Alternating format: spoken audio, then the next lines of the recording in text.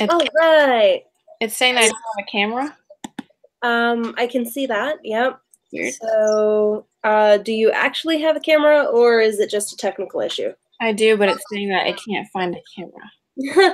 That's weird. All right. Maybe try to click on the camera again and just see if it'll work. If it won't, that's okay. We can make this work without that. Yeah, it's not doing anything. All right. I have to run and grab your quiz really quick, and I also have to finish. The computer normally lets me text from the computer to that's how I get the group message, the link to group go through, but it's not doing that right now. So I'm going to send a private a text on my cell phone to everybody. Okay.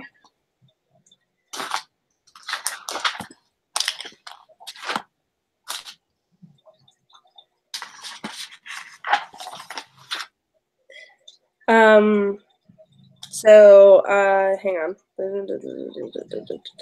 think one send me a text today.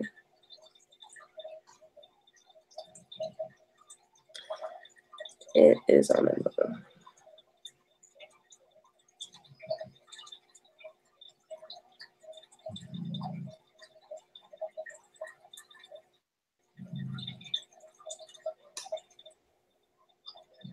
Okay. So now you try to figure out that camera thing. I'm going to go grab your quiz and we'll get started. Okay.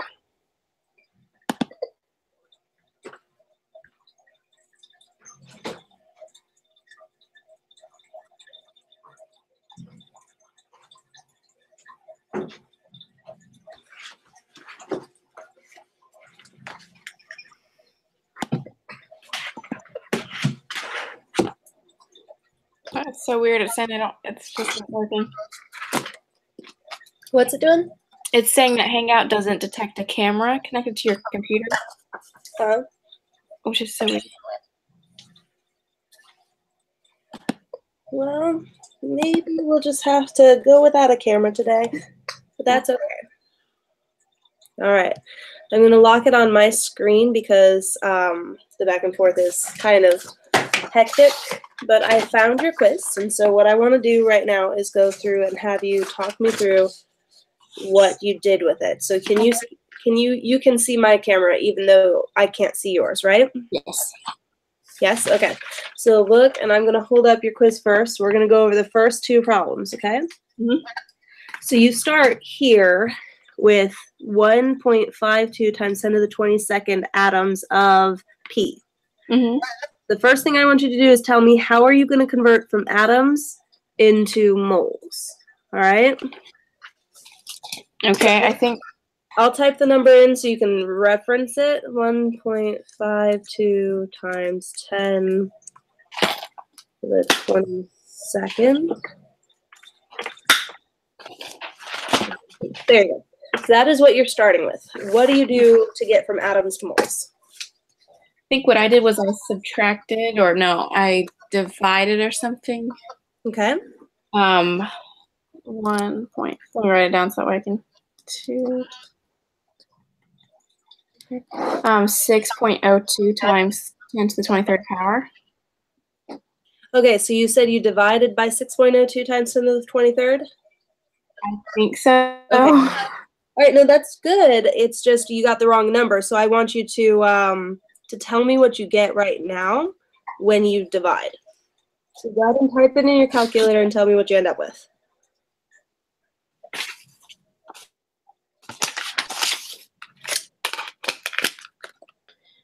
$1.52.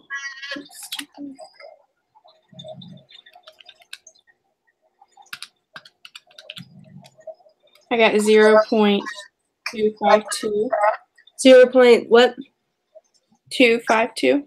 252. Okay. And times 10 to the what? Since we're dividing, it'd be subtracting, so it'd be 1. It's just that by itself. Okay, I'm sorry. The camera, the speaker is a little. How about you type that in for me? Because the speaker's a little bit jumbled sometimes, and I can't actually tell which number you said, and I don't want to say it and have you not have really said the right answer. So go ahead and actually type it in really quick. Times 10 to the what?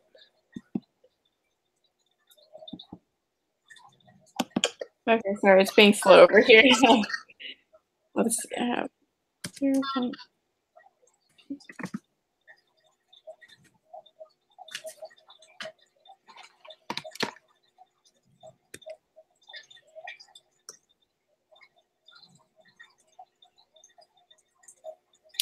All right. So 10 to the 1. All right. So now, okay, good. So now tell me, do you leave that number exactly like that or not? I don't know honestly what I did, so I'm trying guessing right now. But no, if we're going to put it in scientific figures, we have to go back 1.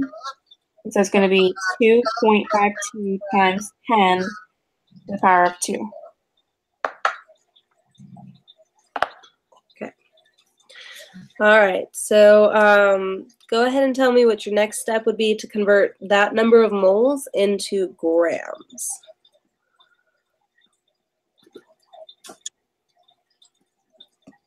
Can I see the paper? Sure. Okay.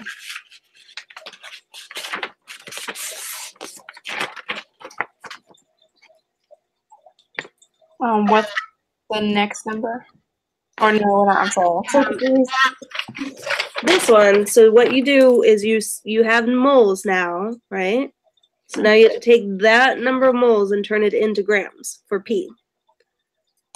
Oh, okay, I did something wrong there. All right, so use the number of moles that you just got and convert that into grams. How would you do that?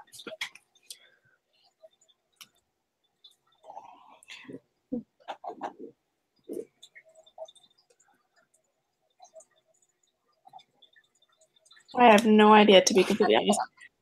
Okay, how do you convert moles to grams? You find moles to grams. You find the amount of the whatever the what is it called? Element. The element in you, and you divide by that. Okay, so you tell me. This is phosphorus. We have P. 0.52. Because that's in moles. Are you? Yeah, right now. You're doing class now? Yeah. Oh, okay. No. Sorry. What I'm doing, Mrs. Wongold, is trying to catch her up because she was out sick. Oh, okay. Wonderful. You were so sweet. Thank you very much. Yes, thank you. My pleasure. All right, Emily, so you tell me where to put your things. Right now I just have a blank thing. What do you want on the top and what do you want on the bottom? Okay, so 1 mole on the bottom so they can cancel out, and then we put the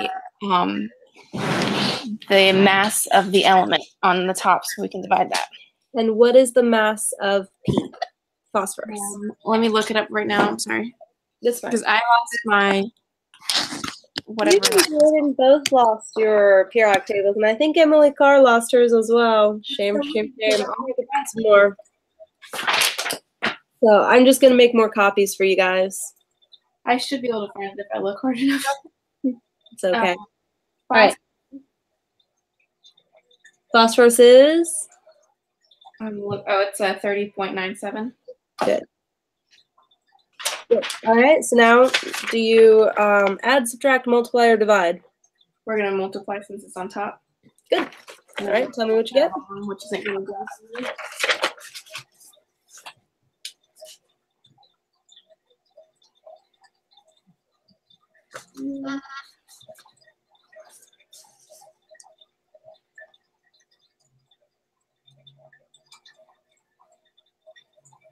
So then we get 78.1.404. Type it in for me.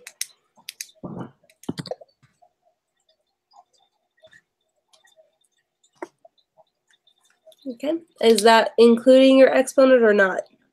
No. Okay. What would your exponent be? 7.8.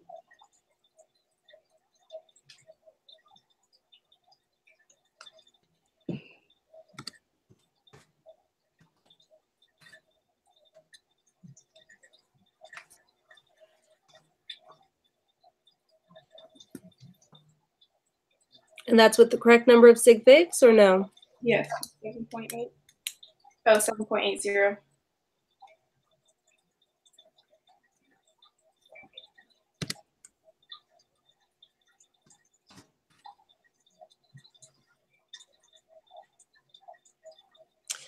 All right.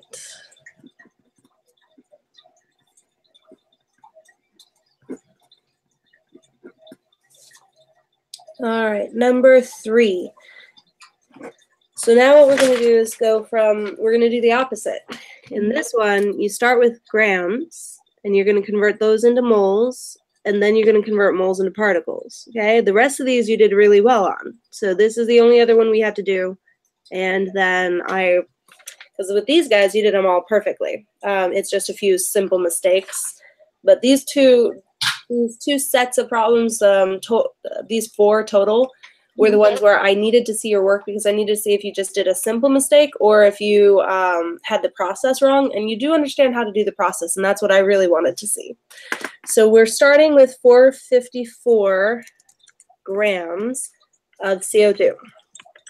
And you're going to convert that first into moles. Because see how you start with, oh, I'm sorry, wrong side. You start with grams, and the first box you're going to try to fill is this one right here, to moles, okay? So how do you convert grams into moles? We're basically just going to divide by the grams of CO2. And I think that one I was confused because CO2, I did the molar mass to find that. Good, okay. So how do you find the molar mass of CO2? You find the element mass. Good. And what's the mass of carbon? I don't know. Let me look. Carbon is 12.01. Good. And oxygen is? 16. Good. Now, is that all? Do we just take the 2 numbers, or do we have to do it something else? What? Well, for carbon, you don't have to do anything because it's just times 1. But for oxygen, we're going to times 16 times 2. Good. All right. So that's 32. And what do we do with these 2 numbers now? 12.01 and 32. Add them together. Good. Oops. All right, so we got 44.01. Mm-hmm. And you said we were going to... And we're going to divide. Go ahead and type that in and tell me what you get then. 4 point.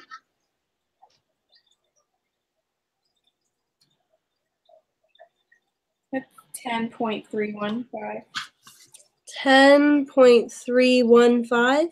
It keeps going on. That's perfect. Okay, so how many of these numbers are you going to leave?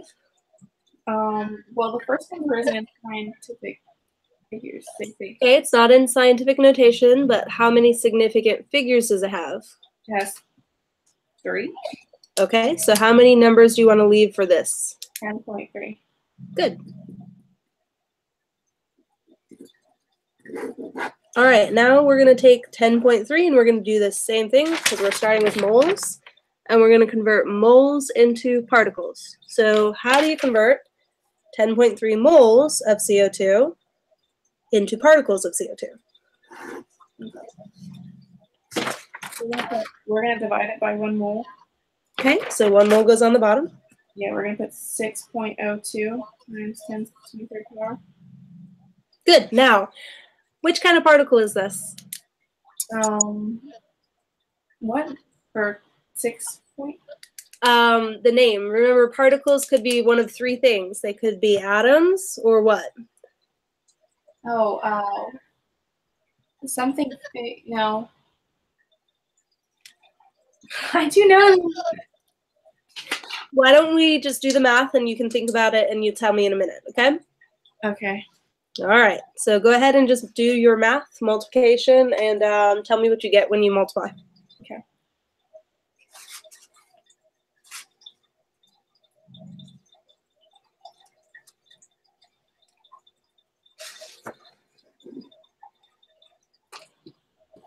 You get 62.006. 62.006? Yes. All right. What's your exponent? I don't have an exponent. Because 10.3 didn't have an exponent, so it would just be 10 to the 23rd power. Okay, good. And now can we leave this as 62.006? No. Okay, so what are you going to do? We're going to shift it. It would be 6.2. Okay, good. And how many of these numbers are you going to keep? Just 3. Just 3? Okay, so we're going to have 6.2. 24th power. Can you type it? I didn't get that one, sorry. Sorry.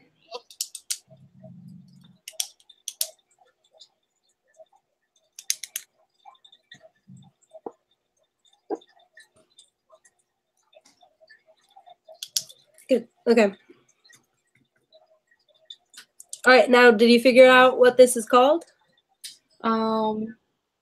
Is it called? It could be particle. Okay, it's a specific type of particle. Is it like a phase thing? Okay, it's not a phase. All right, so we're just going to put particles, and I will tell you afterwards. All right. Good. So that does help me when I try to grade this. I'll be able to give you a much better grade because I know that you actually know how to do the process, having seen you do the work. There are still some problems though. So I'm going to show you, and we're going to go through this, and I'm going to grade it as is, like this is what I'm grading, but I'm going to try to teach you at least now the small mistakes that you made so that you don't make those on the test. Okay. All right. So on the first 2 problems that we did, when you had your first thing and you did your division here, yeah, you ended up with 0.252 times 10 to the 1, you said. But look, this is 22 minus 23. So 22 minus 23 doesn't equal 1. It equals -1. Oh. So this should have been a -1 to start instead of a 1. And then when you shift your decimal and you have to go to the, let's see, remember if you go to the left, you increase, and if you go to the right, you decrease. Well, you actually had to shift, because it was 0.2, you had to shift it to the left. So you should have increased this. Oh, you did increase it, okay. So you did at least increase it. It's just it would have increased to be a 0 instead because -1 would have increased to a 0. So it's just your exponents on that one, but everything else is just fine. And then on this one, you started with the wrong number because you didn't have the right number here, but I'm not going to take that. I'm not going to penalize you for that because I'll penalize you here for having the wrong number. Okay. So I'm not going to double penalize you. So we're going to just work through this as if this were the starting point. And so when you did that and you multiplied, you ended up with 70.04 times 10 to the 2, which is right for what you had. But when you shifted this time, you shifted to the right. And so, well, you did that fine. You decreased your exponent, but you didn't do this part right here. 7.80. If you had shifted this, you have 70. Hang on. I'm going to type it. 70.04. And so watch. If you only want 3 numbers, you're going to have to stop at the, when you shifted it, it's going to be 7.0, and we're looking for that third number, okay? What was the third number in 70.04? 0. A 0. Is that 0 going to stay a 0 or round up? You round up to 1. Why? The bigger number. Okay, so you have to look at the number after it, the 4, right? If it's a 5 or higher, you round up. If it's less than that, you stay the same. So because it's followed by a 4, does the 0 round up or stay the same? No, it just stays the same. Stays the same. So this should have been 7.00 times 10 to the 1, not 7. And you told me to write down this, 7.80. And so, and I don't know where you got the 8 from because I don't know. That's weird. Okay.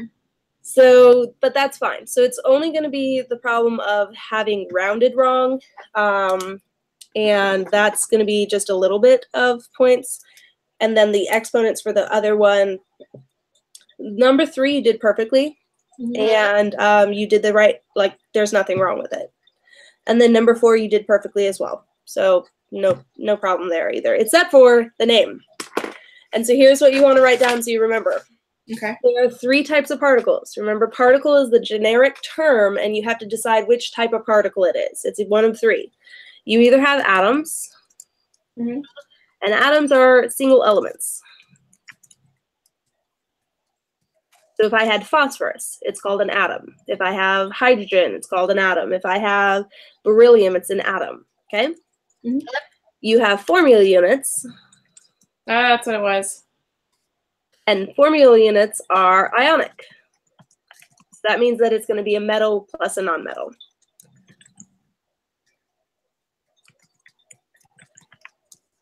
All right, and then the third choice is molecule.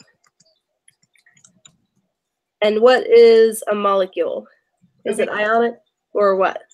Covalent. Covalent. Good. And covalent means it's a nonmetal with a nonmetal.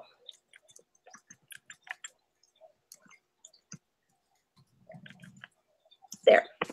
So those are your 3 choices. And when you see CO2, CO2 is what? Ionic or covalent? Covalent. Good. So you should have called that Molecule. molecule. Good. You did the same thing here in number 6 when you had HCl. You called it an atom. Yeah. And it's a nonmetal and a metal, so that should actually have been considered a molecule as well. Yeah. But that's it. I mean, you did really well. And I think that this, you're going to do, it's going to be just fine. So I'm actually really encouraged by that. And I'm glad that you were able to talk me through your process, because this, I did explain how to do this table style when we were here and you were sick. We went over that because one of our practice problems was that table, you know. And so I helped them think through, oh, if I start with grams, I have to convert grams into moles, and then I take that number of moles and I convert moles into particles. And I think that that's where you had the confusion, is because you hadn't had me explain how the table works before you took the quiz. And so I'm sorry about that. Oh no, it's my fault. But it's not your fault for being sick. You can't control being sick. Yeah, I can't. What was me? Well, thank you very much. Shame on you for being susceptible to germs. How dare you? Oh my. Thank you for taking time to do that with me. No problem. That was my pleasure, and I'm glad that we were able to get you caught up on that particular part. Now, what I would like to know is, how are you doing with practicing finding the hydrate, like our lab, and finding empirical and molecular formulas? Are you good with those? Because that's what we practiced as well on Thursday, and I want to know if you're doing okay with it before you try to take your test. Are you talking about, did I do the lab? Stuff we did in the lab? Yes, well, we did have a lab on it, and then we also had homework on it. Mm-hmm. And the homework, I wasn't able to check your homework because you weren't there on Thursday. So how are you doing? Did that homework make sense? I did the homework. Let me see if I can find it, because I would put question marks if I was confused about it. Good, because we can spend the rest of the time until everybody else joins up going over your homework and trying to help you see if you got it. Okay, let's see. What was it? It was like 180 something. I believe what I had everybody do was the problems on page 350. I know that we did like 64, 65, and 66 for empirical and molecular formulas. And then we also did the problems on page 361. And I think it was like 181, 185. and 186. So it was something in there. Okay. I think 184. Are we going to go over this in class today? Maybe 184. Okay. So I have the homework done. did you say 184 was one that you did? Yes. All right. And then was 186 the other one? All I know is that I assigned 3 from this page, and I don't remember off the top of my head which 3. It was 181, 184, and 185.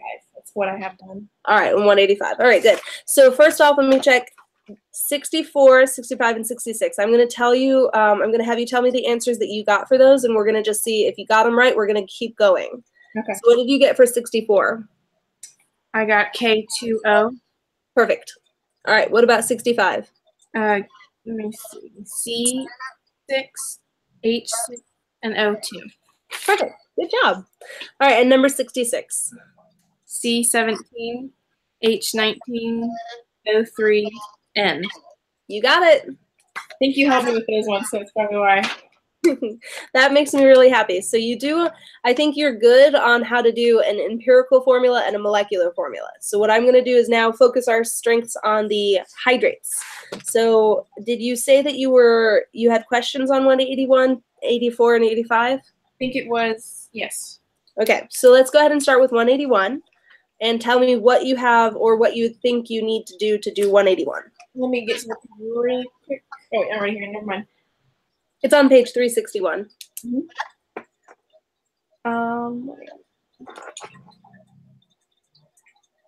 Yeah, I don't think I got anything right. I'm really confused what I did.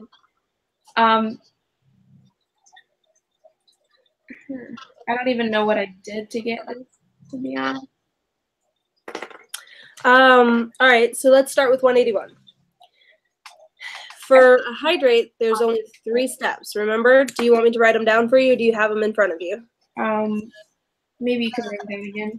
Okay, so the first step is find mass of water.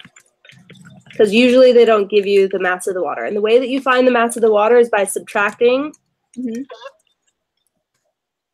mass of the hydrate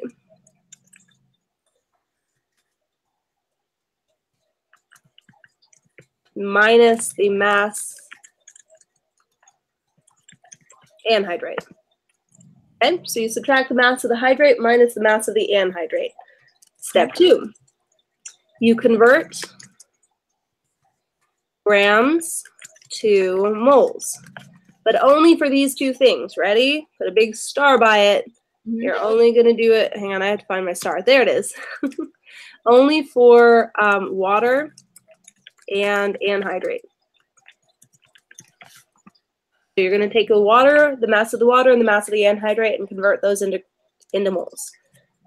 Step 3, divide. And I'm going to type this in like an equation. You're going to divide moles of water divided by, where's my, whatever. I'm going to just use a little line, a dash line, instead of a division sign. So just know that that means divide by moles anhydrate.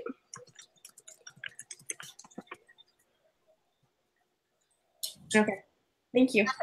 You're welcome. So make sure you have those 3 steps and that you memorize them before you take your test, okay? The tips that I would give you is memorize these steps and the steps for finding the empirical formula and the molecular formula. And when you start your test, get a blank piece of paper. You can't start with anything written on it, but as soon as you go to actually take the test, write the steps down. Okay, so that way you know that you've got the steps and you don't have to worry about it. So have them memorized enough that you can write them down. Make sense? Yeah, so you said the steps for empirical and then anhydrate. Yeah, I would have those steps memorized. The steps for empirical formula, molecular formula, and the hydrate. Those 3. Okay. All right, so now that we have these steps, look at number 181. They give you a table, and they give you the mass of the crucible, the mass of the hydrate and the crucible. They leave a blank by the initial mass of the hydrate, so how much the hydrate weighed. And then they give you the mass after 5 minutes of heating, which means that you've turned the hydrate into a anhydrous. Into an anhydrate or anhydrous. Good. So you're going to make this an anhydrate by heating it, just like we did when we did our lab. Okay, remember how we put it on the flame for like 10 minutes? Yeah. And afterward, it looked different and its mass was less. That's when we turn it from being a hydrate where it has water attached to it to being an anhydrate without the water. So now what we need to do is actually find the mass of the hydrate and the anhydrate before we can do step 1, right? Because to do step 1, we need the mass of the hydrate minus the mass of the anhydrate, right? So how do you find the mass of just the hydrate? We subtract. Good. Subtract what? The mass after heating. Not after heating yet. Okay. Look for the first thing, the mass of the hydrate, the initial mass of the hydrate. Okay, I don't know. All right, what data do you have? On the table, we have the mass of the empty crucible, mass of the hydrate plus the crucible, and the mass after heating for 5 minutes. All right. Pause though. You have those two things, mass of the crucible, mass of the hydrate, and the crucible. How do you get just the mass of the crucible, or just the mass of the hydrate? And subtract them. Subtract them. That's it. It's like saying, hang on, I'm gonna make a cup. I just got a new iPhone because mine was broken, so we're using the box. All right, this is your cup, right? Yes. Empty? Empty. It has weight, right? Mm-hmm. Let's say I put my hydrate inside of it. This now weighs more, right? Yeah. It weighs more by the exact mass that this was, right? Mm-hmm. So what you're going to do is you're going to try to get the mass minus this cup of just the pen. Okay, so you could take the mass of just the cup with nothing in it and the mass of the cup and the pen and subtract the mass of the cup, and you'd be left with just the mass of the pen. The pen. That's it. So that's what you did. You had the mass of the crucible, you put the mass of this, and then you put in some hydrate, and now you want to figure out the mass of just the hydrate without the crucible. So you subtract them. Okay. All right, so write that number down once you subtract those two.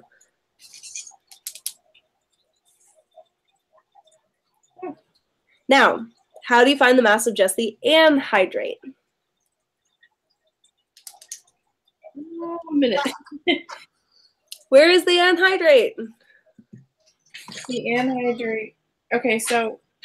All right, so ready? Let's think through this. We took a crucible, we put a hydrate inside of it. We heated it up.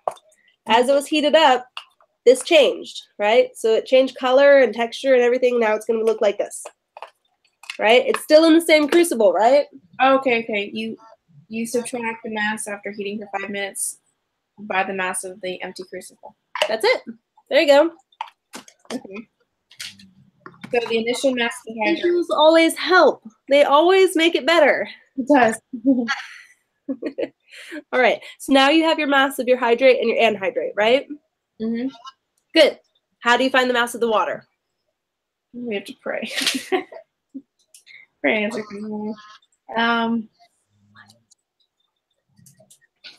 What's step one? We have to subtract. Good. Subtract the hydrate and the mass of the anhydrate. Ta-da! Go ahead and do that and tell me what you get. 10.05 minus 8.57. Okay, good. And so what are we going to get? 8.5. Hi, Jordan. Hello. 2.57. 2.57 grams water. Jordan, what I'm doing right now is I'm catching Emily up from the days that she was absent.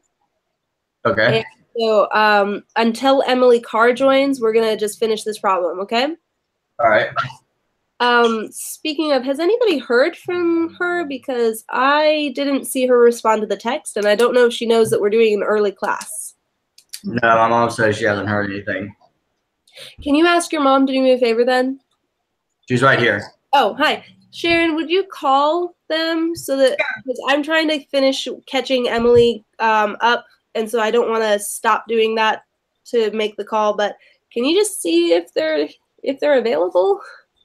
All right, thanks. All right, so Emily, now you got the mass of the water. What's step 2? I did something wrong. It's actually 1.48. I forgot to add a number. Oh, hang on. Okay, 1.48? Yes. 1.48. All right. So now what's step 2? We need to convert the grams into moles. Good. Of which two things? Water and hydrate. Water and the hydrate? Anhydrate, sorry. The anhydrate. Good. So what's the mass of the anhydrate again? It's 1.48. Or is that the water? No. That's of the water. What's the mass of the anhydrate? You already found this. That is 8.57. Yes. 8.57. Now, what's the formula of the anhydrate? What's its chemical formula? It has a formula. Yes, yes, it does. All right, so read your table 8. Remember, read 8.1. Oh my word, can't talk. 181. Read that. It says table 10.4 shows data from an experiment to determine the formulas of hydrated barium chloride. Determine the formula for the hydrate and its name. So what is your formula for this? BaCl2. BaCl2. Ta-da! Okay. All right, so how do we convert grams into moles? Just like we did before. We have to divide, no, multiply. We're going to divide. You're right. Now, to speed up, because we really do want to make sure we start on time whenever Emily joins, I'm going to tell you the mass of water. It's just 18.02. Okay. But you have to find the mass of barium chloride. So tell me, what's the mass of barium? Jordan, this should sound familiar. We've worked through this problem already, but if you want, you can join us. That'd be fine. By the way, how did your test? I have it right here on my notebook, so I know what the answer is, but you're on your own, Emily. Sorry. All right, so Jordan, have you taken your test? Yes. How did it go? Do you feel like it was good?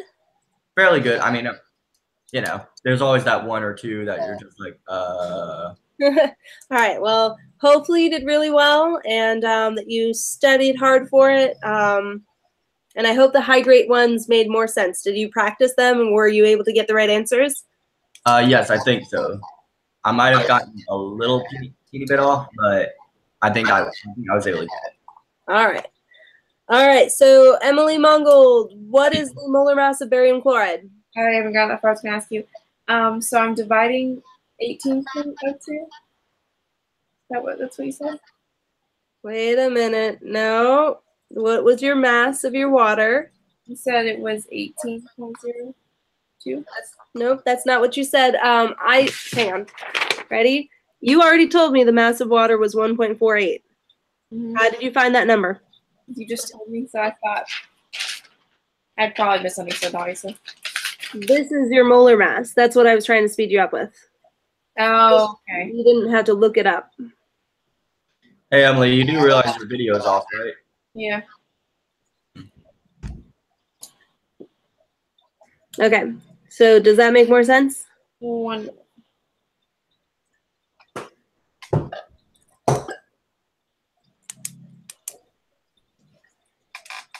Yeah, I texted him.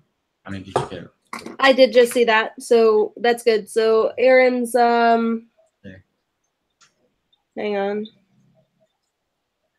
All right, so hopefully Emily will join us shortly, and that'll work out just fine. So Emily Mongold, look, does this make more sense? You got the 1.48, that's the mass that you told me, by subtracting the hydrate and the anhydrate?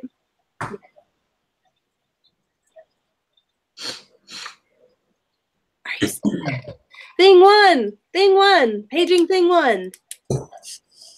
Yes, can you hear me? I can hear you, but I couldn't hear you like 2 seconds ago, and I don't know if it's because you weren't talking. So we have the 1.48 grams of water, and we have our 18.02 grams of water to turn it into moles, okay? Okay. Now we're looking for the molar mass of barium chloride. So far, I did this for you already. I found 35.45 times 2 for chlorine, and I just need barium's mass. But I got interrupted. So barium is 137.33.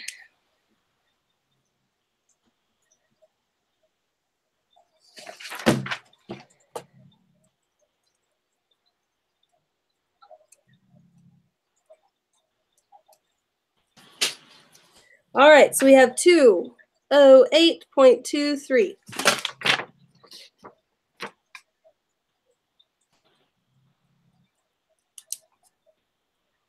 So Emily, how many moles is that when you divide them? First one, I got 0.082. Hang on.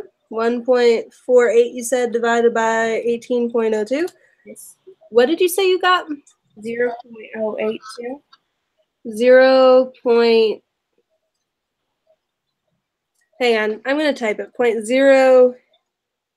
8213 is what you should have gotten. Yeah. Okay. It's just I think that we're just saying either I'm not tracking what you're saying very well, which is perfectly I'm not being very clear, so it's my fault. perfectly possible. Wait, Jordan just left. What happened? More interesting after him. Oh, his battery just died. Okay, we're good. Whoops. All right, so what do you get when you divide 8.57 divided by 208.23? Get 208 because are we adding fluorine's mass plus barium's mass to get that number? Yes, hang on. It's 35.45 times 2 because we have 2 of them, Okay, that's what it is. plus the 137.33. Mm-hmm. Jordan, welcome back. See that? That's the mass, the molar mass of barium chloride because you have 2 chlorines. So I had to multiply it by 2 right here. And then I added it to the mass from the 1 barium. And so that's 208.23. Okay, I didn't realize there was 2 of them. Okay. All right. So then what do you get when you divide those? Okay. 8.57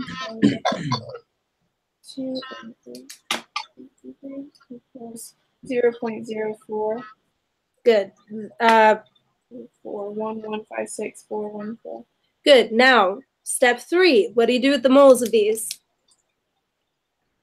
You have to divide the moles. Good. And which one is going to be on the top of your fraction? 0.821. Good. So go ahead and divide those two. Come on.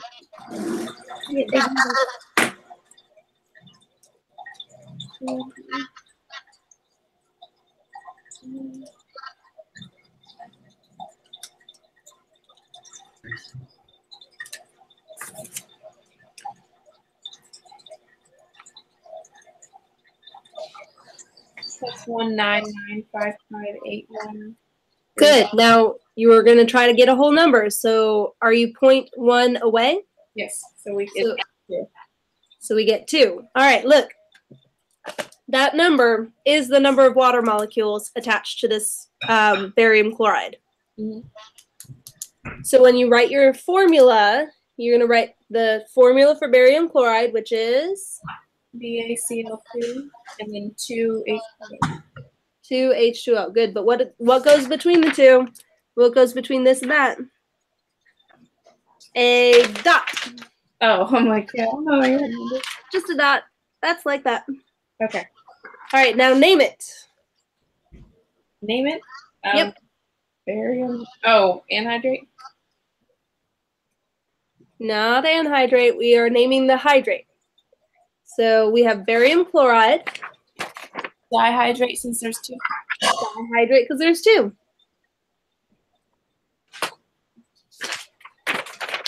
Barium chloride dihydrate. Well, that was a lot. And all of that work just for that. Scientists are pretty smart fellas. Yep. That's why they get paid the big bucks. All right, so Emily. Yay, Emily Carr is here. Everybody say hi. Sorry for changing the time on you. All right, so Emily Mongold, here's what I'm going to do. I'm going to write down the answers for number 184 and 186, and or 185, and I want you, Emily Mongold, to do them before your test, and make sure you get the right answer. Okay, I have them done already. Okay. Well, but I'm going to want you to go back to... Yeah. All right. So 184 should be... I can't do the dot, so I'm going to do a star. So you understand. Wait, 184 or 185? She said that she wrote down a different thing. So I'm just writing down, 184 and 185. Which, Jordan, you and I think, did number 186 for some reason. But that's fine. I'm just going to let her do these ones because that's what she had written down, so it's fine. As long as you guys are getting the practice, right? Yeah. Am I the only one who hasn't taken the test yet? So no, Jordan took the test already, and you should have taken the test already, but Emily Mongold, I forgot to bring it on Sunday. Well, I was literally sitting down to take it. I had to take it before the class. So I was like, I'm taking my test, and then she was like, oh, no, wait, don't do that yet. We have class. Which I'm actually very glad over because I really didn't feel confident in my ability to take it. I was studying, and I was like, these all look the same to me, and I can't. It is very hard to hear you right now. Yeah, I know the quality is terrible. Sorry. Okay, where's the quality again? All right, so here's what we're gonna do. And Jordan, before you leave, remind me that I need to text you the video from the labs that we did, and I need to give you the fake data so that you can do the lab. Okay. All right, so don't let me forget. I will forget. I promise you. I have a very bad memory with with things like that. You are responsible. Help me help you. All right, guys. So what I'd like to do today, and if we have time at the end, because it's 12:15, so I'm going to try to do this until 1:15. But I do have to take Joel into the to get his shots. Today's like, I know, I hate it. Doctor, you know, it's got to be done. And that place opens at 1, so that's why I wanted to have an earlier lesson. And I do have to watch kids at 3, so I got a short window here. So I got to be done by 1:15. Okay, so that's time to get off. I'll give you guys an hour. So how many of you have watched video 11.1? Type in "I did" if you watched it. That was your homework. Yeah, I started to. I didn't watch it. I was gonna no, because it's not the usual time yet, and it's a 5-minute video. I thought I'd do it close, then I wouldn't forget anything that you had said. It was 5 minutes. I will do it right after I finish this video. Okay. I read it. I read the material. All right, it's a very short video. Yeah, I know. But you do need to watch it. Essentially, it's introducing stoichiometry, but to me, the book goes way slower than it should. Okay? So listen, ready? You've already been doing this. This steps like this, conversion like this is stoichiometry. That is what it is. Okay? So there's nothing scary about stoichiometry. It is something that should be pretty easy for us to pick up, okay? So the starting point is just introducing you to the idea of what stoichiometry is, all right? The biggest concept here, and write this down with stars in your notes from today. Put a star and put this for our notes. The only new idea we are getting today is how to use a mole ratio as a conversion factor. You haven't done that yet?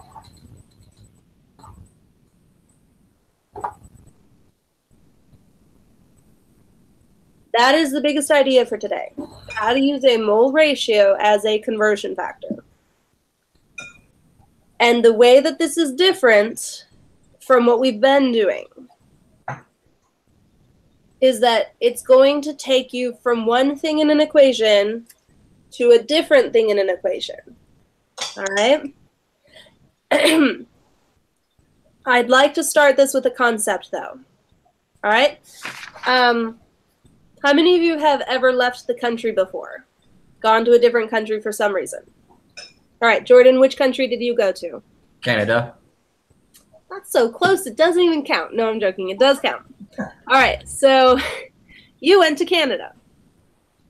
When you went to Canada, did you notice something was different when you tried to buy stuff there? A little bit. I mean, they do have a different currency than we do. Thank you. That's what I'm getting at. And that's why I said it's kind of cheating because Canada's so close that they probably just use. It's very close, but there is a slight difference. Some people do US dollars. My mom just said that some people there do want U.S. dollars, but is a slight difference there. Yeah, I was gonna say that's why I'm kind of like, I needed somebody to say I went to like Bolivia or something, but okay. So we're just gonna say there is a different currency in that country. Yes. All right. Look, if you had $5 U.S. dollars, I want you right now, guys, look up on your computers how much Canadian money would you have? Okay. $5 US is how many Canadian dollars? And I think that they call them loonies, right? Remember. $5 US, what? How many Canadian loonies would that be?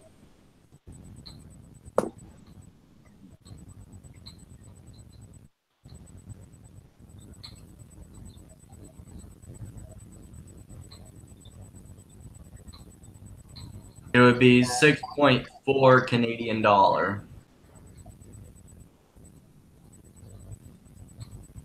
I think. It says 6.40. Hang on, 6.40. I'm gonna actually try to do this a little differently. Ready? So yes, $5 is 76. My mom just said that 78 Canadian cents is worth a dollar. Other way around. Oh, other way around. Never mind. All right, so that's what I'm looking for right now. Actually, is for $1, how many? And you said it was 70 what? 78 cents. 0.78. 78.78 US dollars is equal to 1 loonie. Yes. All right, so look, this is our conversion factor. It behaves just like what we're going to learn today, which is a mole ratio. Because if you go from America to Canada, you have to have something to change your money from American money into Canadian money. That's a conversion factor. Okay, that is a way to convert from one thing to another.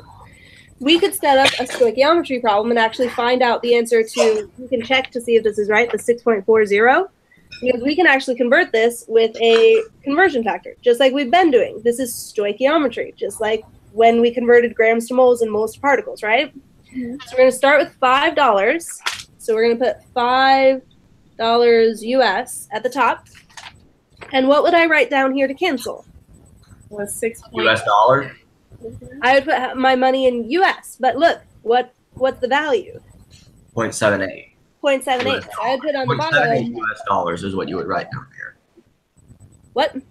0.78 US dollars. Yes, that's it. 0.78 US dollars. And at the top, I would put 1 loonie. Oh, it's a I thought you said, okay. Ta-da! And then we would multiply and divide.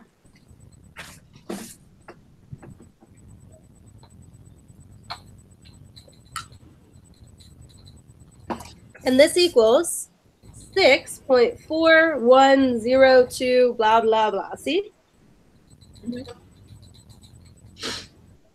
So we're going to round that to sig figs. We're going to just say, let's just say that this was 5.0. 6.40 actually works. See? We said 6.40 loonies. We would round this to 6.4. All right. The biggest concept there was you can change something into something else, right? What we changed was our US dollars into loonies, right? Yeah. Right. Just like that, you can take a balanced chemical equation and you can compare moles of one thing in the balanced chemical equation to moles of something else in a balanced chemical equation. The keys here, it must be accurately balanced. If you do not balance well, like if you don't do that process well, you must go back and re-practice that, because you're not going to do well in this chapter if you can't accurately balance a chemical equation, okay? So what I'm going to start is I'm going to give you a balancing practice problem. So ready? You have carbon gas,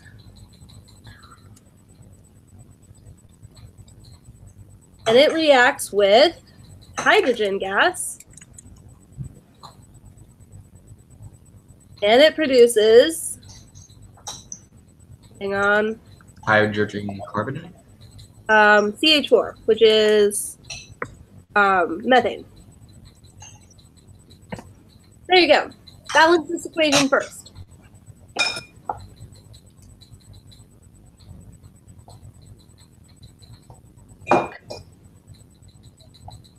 That's easy. I'm starting you easy. Don't expect it to happen all the time. You just timed by 2. C and H.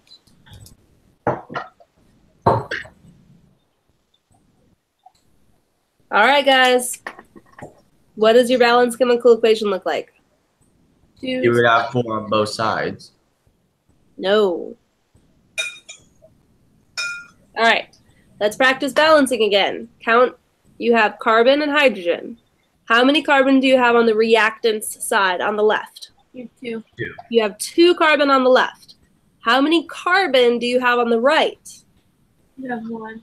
4. You have 1. No, look, the 4 only applies to the element that it's right next to. So the 4 applies to the hydrogen, not the carbon. Mm-hmm. So how do you make 2 and 1 be the same? You have to multiply a lot. Multiply the side by 2. All right, so now you have 2 and 2. How many? Don't give the answer already. How many hydrogen do you have on the reactant side? You have 4, and then you have 2 on the other side. Well, technically, before you saw Emily Carr's answer, you only had 2 hydrogen on this side, and on the other side, you had 4 times 2, which is what? 4 times 2 is? 4. 8. 8. How do you get, what do you need to multiply this side by to get 8? 4. Yeah, to multiply it by 4, which is why those are your correct coefficients. I think Will is waking up from his nap, which is really unfortunate, but I'm going to go check. So Jordan, you took the test. Yeah. Is it hard? You know, you always reach that one part where it's like,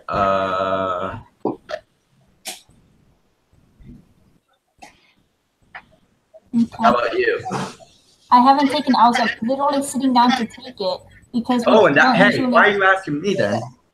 Well, I didn't ask you like what questions do you have. Nope. I'm not cheating. I just asked if it was hard. Look who's And to awake. gauge how miserable I should be. It's not that bad, don't worry. Okay. I did study. It was the first side of the page that was harder, I thought.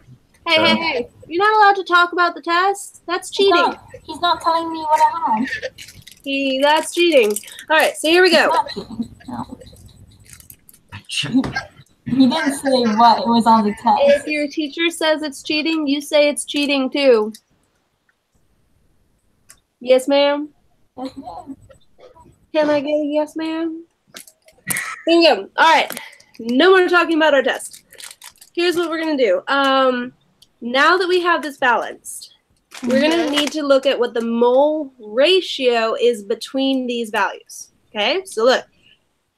For a mole ratio, you base it on the coefficients in the balanced chemical equation. Right? So look at the ratio here. If I have carbon, how many moles of carbon do I have in this equation? 1. You have, wait, on which side? Base it on the coefficient, just on carbon, just here. You have 2. Nope. It's based on the coefficient, not the subscript. That's the subscript. Oh. What's the coefficient? The coefficient is 2. This is a subscript. The coefficient's right here. It's an understood what? 1. 1. 1 mole Oh. P2. How many moles of H2 do I have? 4. Can you see? 4, because it's based on the Coefficient. It's based on the coefficient. Emily Mongold, are you still here? I'm here, sorry. When I speak, can you understand me now? Say hi. Joel's waving. He's saying hi. Hi. All right, how many moles of CH4? 2, 2. It's based on the coefficient. All right, so look. Between this equation, you have this relationship. Stop yawning, you two. It's only 12.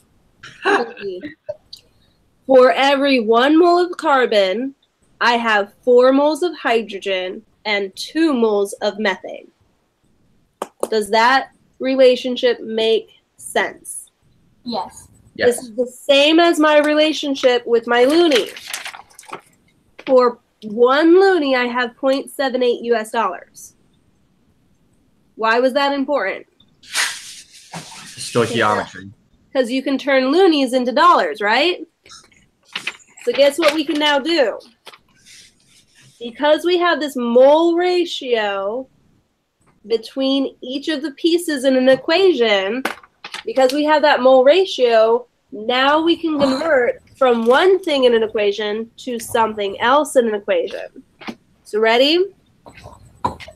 If I were to give you 4.5 moles of H2, and I were to ask you how many moles of methane could you make with 4.5 moles of H2?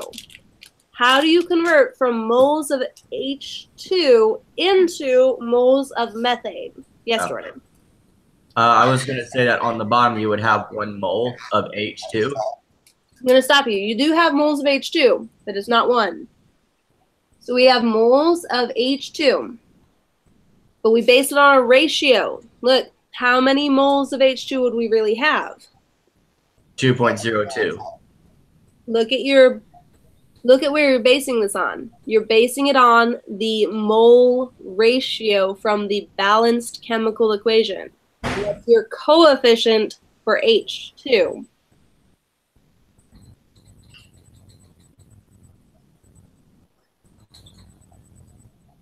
Guys, it's not a hard question. H2, where is it? What's its coefficient?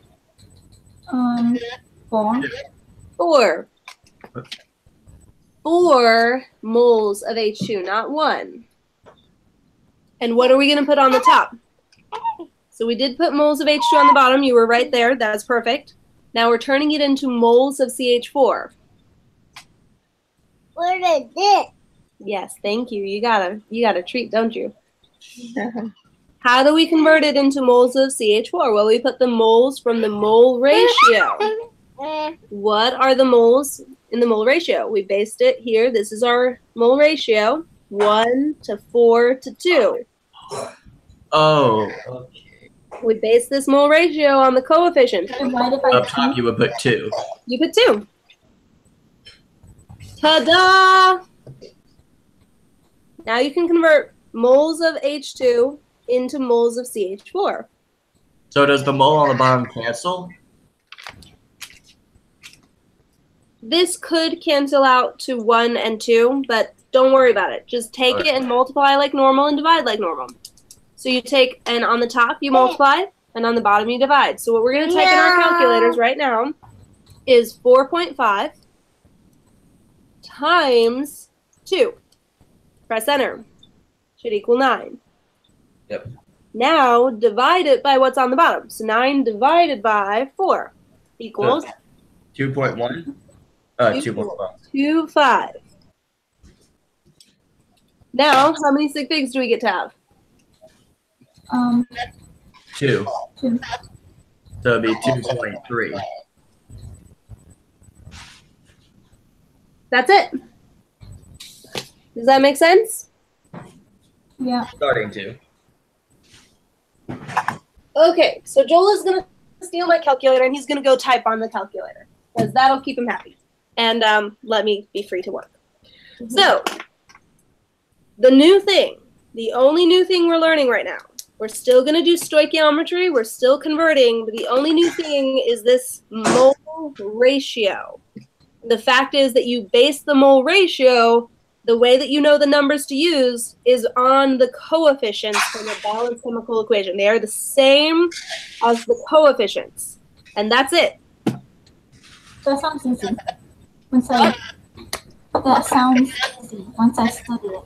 It is easy. You just have to do it a bunch of times, and it's really not hard, okay? Because you guys do understand how stoichiometry works already. It's just a new conversion factor, and it's always based on the coefficients, and that's it. So it should be a really easy process for you guys. So I did hate balancing.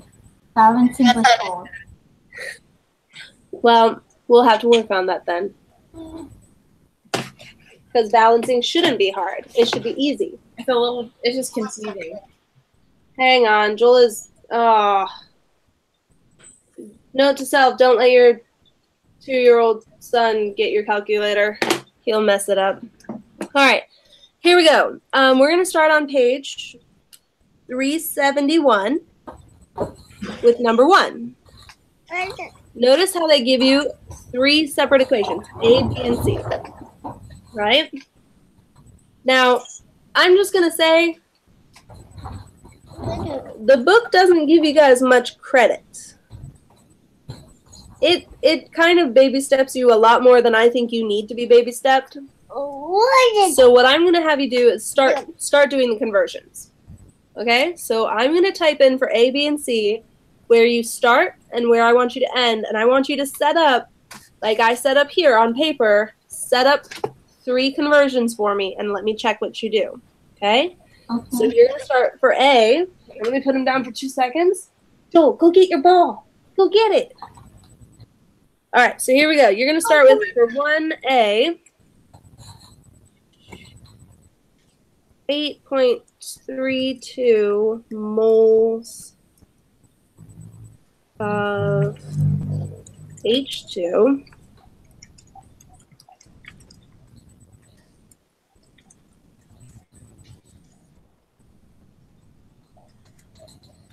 All right, so for A, you're going to convert 8.32 moles of H2 into moles of N2.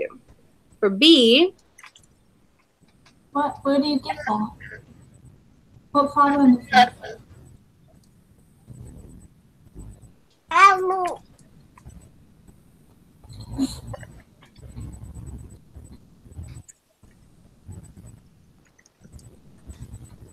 moles of K2. All right, and then C.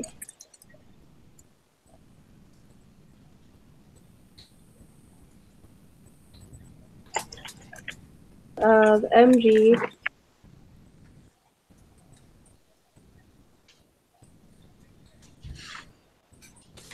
there you go.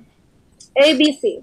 3 different conversions. You start with the number of moles that I give you of the thing that I give you, and you're going to set up a conversion to convert it from moles of what I give you into moles of the new thing. Remember, it's just the same. And where do you get the number of moles for each one of these? It's the same as the what in the balanced chemical equation. You would balance the equation they give you in the book, and then you would use the numbers that you get, the coefficients. Good. Use the coefficients, and that's how you do this, okay? And some of these equations are already balanced. Actually, I think all 3 of them are. Hang on. What a blessing. Yes, all 3 of these are already balanced for you. So you're just practicing writing it out. You don't have to balance these equations. Okay? Yay! Why did you write it down differently from the book? What? Why did you write it down differently from the book? Can you type your question, Emily? I didn't understand it. I'm sorry. What? Hey, Joel. Hungry? Whoa! Whoa. Whoa! Whoa. Mmm. No, take a bite. Mmm.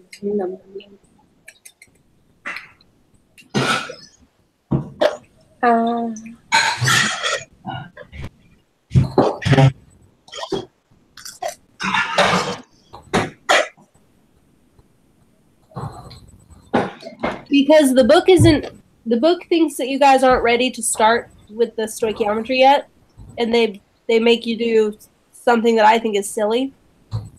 So I'm starting you with stoichiometry already. So that's why I made up my own values. So, But I I used the compound in the book. What?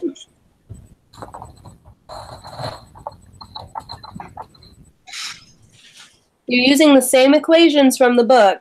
I'm just giving you a starting point, and they don't give you a starting point. They actually just wanted you to show that the law of conservation was observed, and I want to give you a different practice from that. Oh wait, and these 3 problems? That's all they wanted? The 3 problems they have in the book? Just to show that conservation of mass? Yeah. All that they were trying to do is have you go, oh, there was, you know, this many moles of this. Anyways, it's just silly. So that's something we're gonna skip because it like really is slower than you need.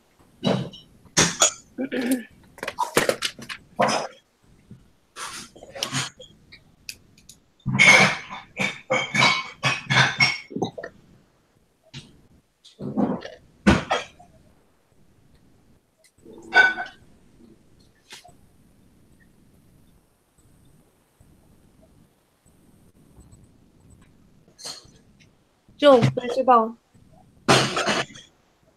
Go get it. Bring me your ball.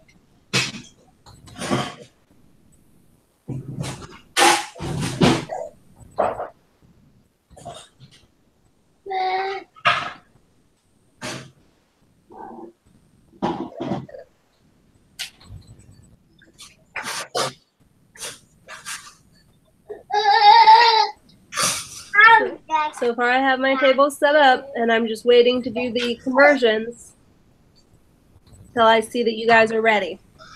Okay? So when you guys are ready, let me know when you finished.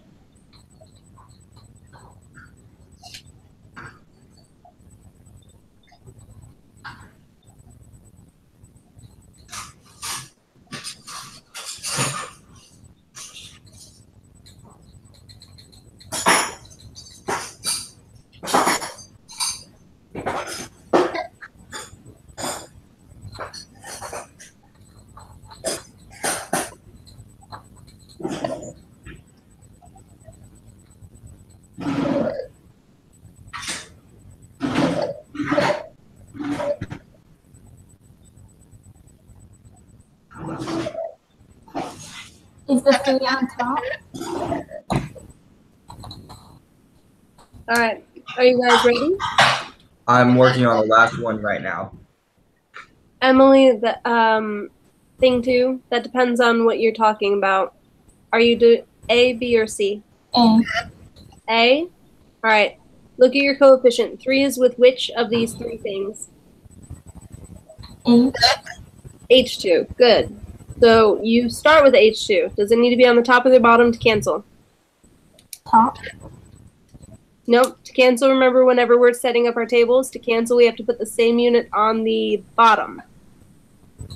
So H2 has to be on the bottom. And so the number that goes with the H2 also is on the bottom. Jordan, did you finish? Yes. All right, Jordan, I'm going to look at your answers. Hold them up for me. You need to back it up. Back it up. All right. Back it up more. Scoot it over. All right, now a little bit closer. All right, so I can see A. All right, so 8.32, and you have that. 3, All right, so the only thing on number 1 is how many moles of N2 do you have in the balanced chemical equation? Look at the coefficient. Remember, coefficient is the number in front, not the small number. Do you really have a 2 in front of the N2, or is the 2 in front of the NH3? The 2 is in front of the N. No, there's not. Look, that's NH3. You have to have the exact same thing.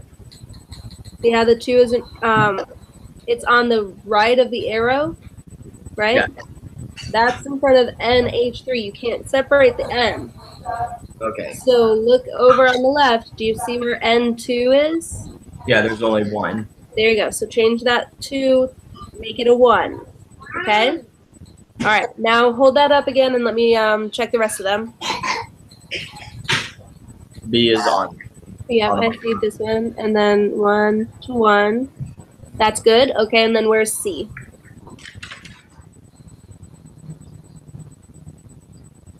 All right, so let me see. Magnesium 2, and then O2. All right, so what's the number in front of the O2? Go ahead and look at it and actually just find O2, where it's only O2.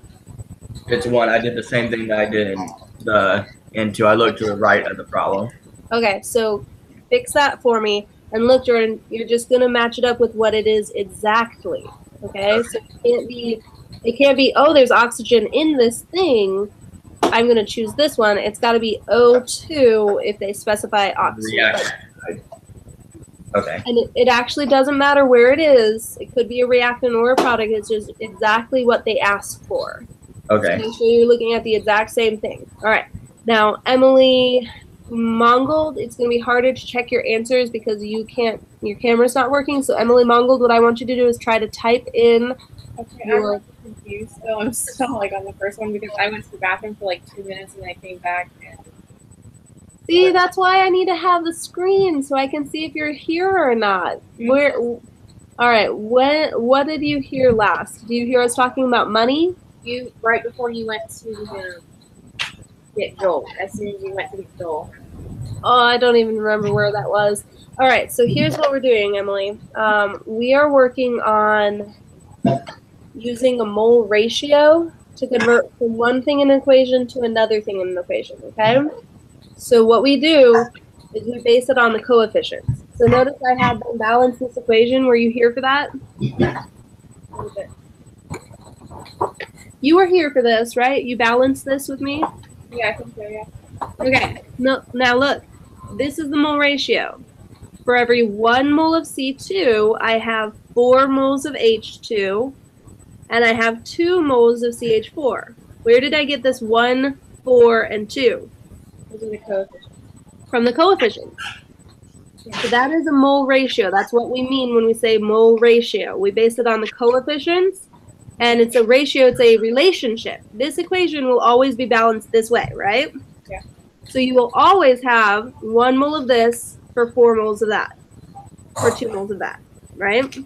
So we can use that as a conversion factor to change from one thing to another. So watch how I gave you in this problem. Sorry, baby. Where's your ball? Go get your ball. Here, take a chip.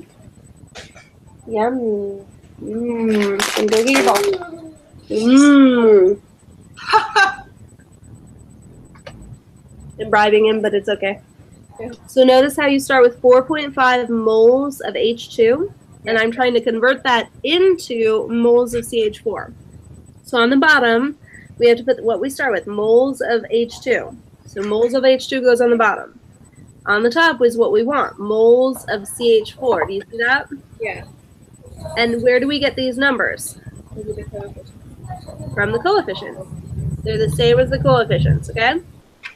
And so in the end, what we did is we multiplied 4.5 by 4 by 2, and then we divided by 4.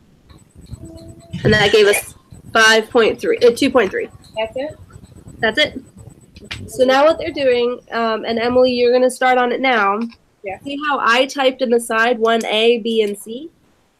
Yeah. That's from page 371, question number 1. To give you balanced chemical equations. They're already balanced for you, okay? All you have to do is, just like I did here, one-step conversions, converting what I give you into what I ask for. Okay. All right, so go ahead and you set those up for me. And Emily Carr, now it's time for you to show me your answers. I can't move my camera. So go ahead and just hold them up, and I'll try to see.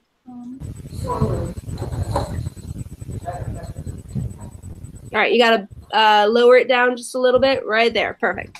All right, so I see A, and we started with 8.32 moles of N2. Is it backwards? It is, but I can read it. It's okay. Hang on. All right, so 3 moles of H2 is on the bottom. That makes sense. And then you're trying to go to N2. All right, so here's the only thing. with number 1A. Go ahead and look at it yourself really quick. 1A, you're not labeling it, and that's why you're having problems. Actually, in your conversion, label it as moles on the bottom of H2, and label moles. Don't just put the number, put the actual unit, because this will help you do the work right. We're trying to turn H2 into what? I don't know. Into what?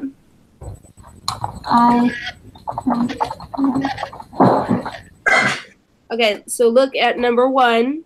See how it says moles of H2 convert into moles of N2? Yeah. That's what you want. So you're converting into N2.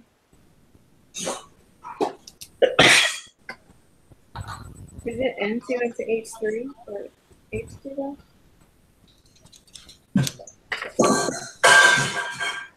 All right, guys, look, ready? We always start. See how this is 8.32 moles H2. Immediately we have to put moles of H2 on the bottom, right? Most of you guys got that part right. Moles of H2 down here. What are we looking for? It goes up here. Moles of what? What's this, guys? N2. N2. That was what I asked for in 1A. All right, was N2. Now, what number goes with H2? You got to look at the what from the equation. The coefficient? The coefficient. So what number goes here? With H2, that would be 3. That's 3. Now, what number goes here with the N2? Look at the balanced chemical equation and see what's the coefficient in front of the N2. 1. 1. Good. It's a 1. So we just put a 1 up here. See? And you get these numbers from the coefficients from the balanced chemical equation. Okay? So now all we have to do is take 8.32 and divide it by 3.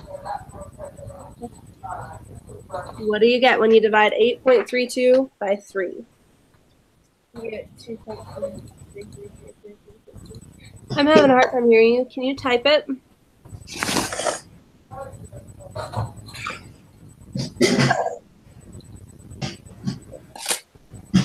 Okay, now how many of those numbers are we going to keep?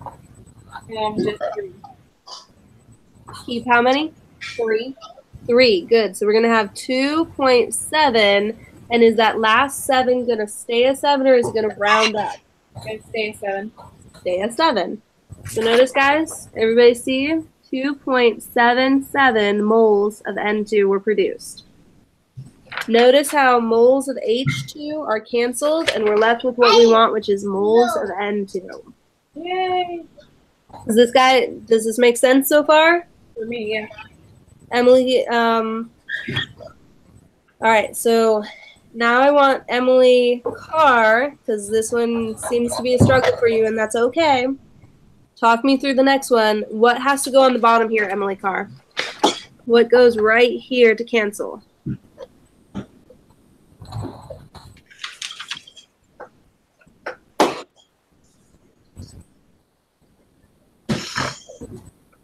I'm typing it in. What?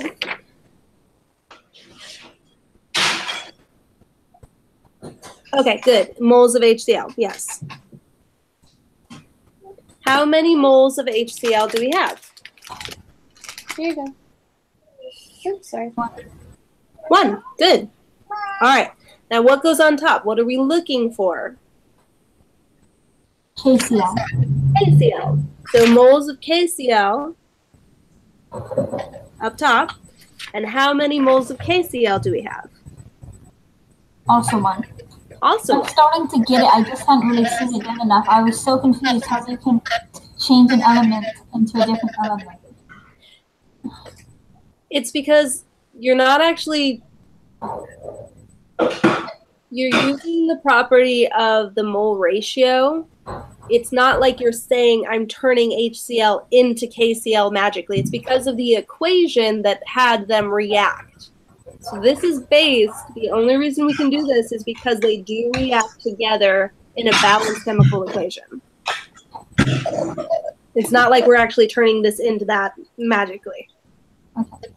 It's just the phrasing that I use because it's, you know, we're converting, but we're not actually turning HCl into KCl physically. I think I've just the C. All right, so really quick. So that when we multiply by 1 and we divide by 1, we end up with the same number, 5.5. Now I want for you guys to talk me through this one. So we start with 4.932 moles of magnesium. What's going to go down here to cancel? 1 mole of magnesium. Okay, so moles of magnesium, and how many do we have? 2. Good. Now wait. Why? Where are you looking to find the number here? You're looking on the Look at the what in the balanced chemical equation? Coefficient. Coefficient. And magnesium has a coefficient of 2. 2. So that's why we use a 2 here, okay? Now, what are we looking for? O2, but you multiply it by 1 because O2 only has a coefficient of 1. Good. So we put moles of O2 up here. And how many moles of O2 do I have? I have, There it is. good, 1 in the equation. So now look, you would take this number, multiply by 1, which is the same number, and divide by 2. So just take this number and divide by 2. 2.466. Okay. 2.468. Now, did you have to round that or something? No, it was 2.466. There was no rounding. It only gave those 4 digits. Oh, if it gives those 4, now hang on then. Why did you write an 8 at the end? A what? Did you say 2.468? No, I said 2.466. I have it down. Oh, I'm sorry. I misheard you then. That makes more sense, and yes, you're right.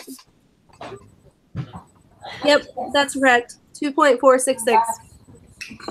All right, guys.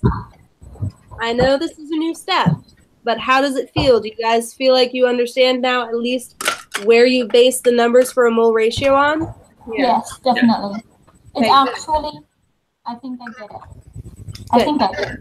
If I don't get it, I can definitely watch the video and read it more, and I'll get it. Yes, reading and watching the video. But this, look, Emily, too, the other thing is this section doesn't actually start what I'm doing with you. The reading is going to baby step you through it. It's going to introduce the mole ratio, but it's not going to use it this way yet. Hey, that makes sense, because I did not understand. I just think it goes way too slow. You guys are ready for this, you I know? think so. Yeah. Because it's what we've been doing. Yeah, because it's exactly the same as what we've been doing. It's just learning one new step, and that new step is mole ratio, and that's it. All right, so what I need you to do now is practice one more problem for me. And we're going to do the ones where you have to balance an equation. Yay! Oh, I know, isn't it? Yay! Listen to Joel. He's saying yay. Yay! I know. He thinks you can do it. All right? He thinks you guys are perfectly capable of this. He has no idea how hard this is. He's just happy destroying my calculator. That's all. Yeah. He's just like, yay, buttons. buttons apart. Buttons. I know. Okay, so here we go. We're going to do 2A and B. So the first thing you have to do is balance your equations. Is it the one in the challenge or? Yes. Okay. Are we doing both or just A? You're going to do both. But now what I'm going to do is I'm going to actually write down I want to write down what you're converting. After you balance your equations, I'm going to write down what you start with and what you end with, okay? All right, so you guys start by balancing, and I'll just start working on that, and then we'll be right back.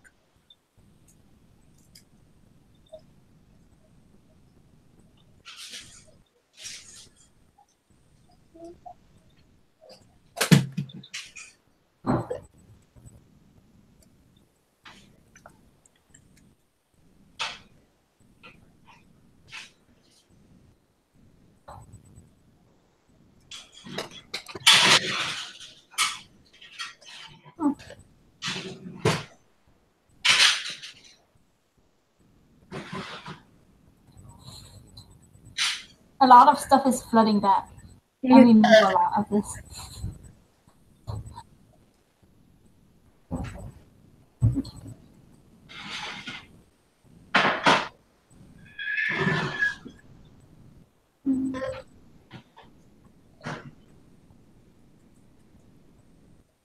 Oh, this is not very easy.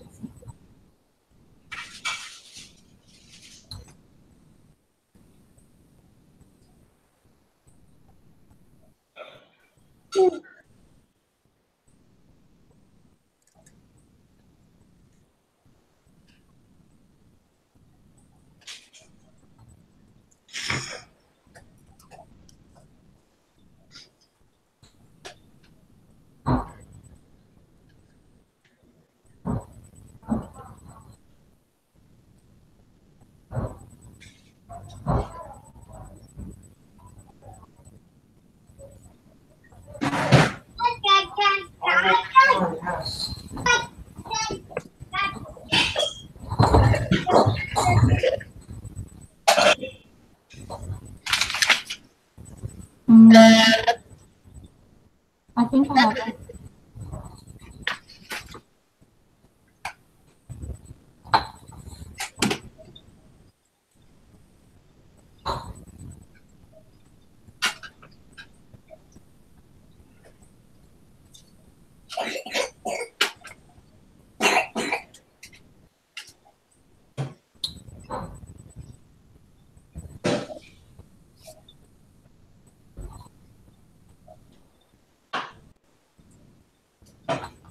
Can I type it in? Give me a second. I will actually have you hold it up and let me see, and I'll check it that way. But I'm finishing writing out my problems.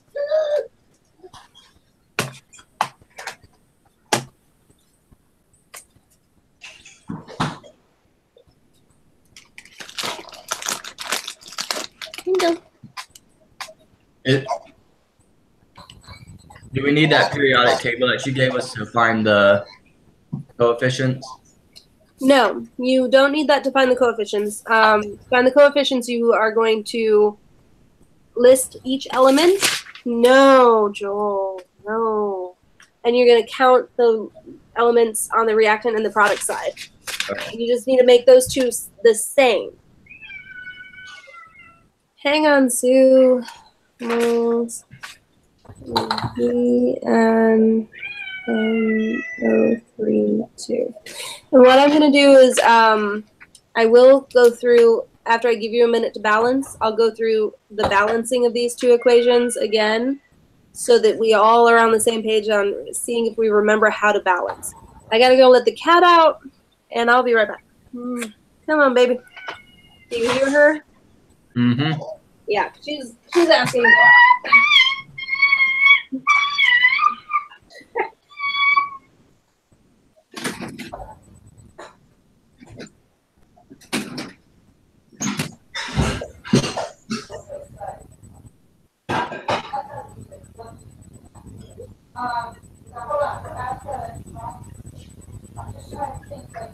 Okay.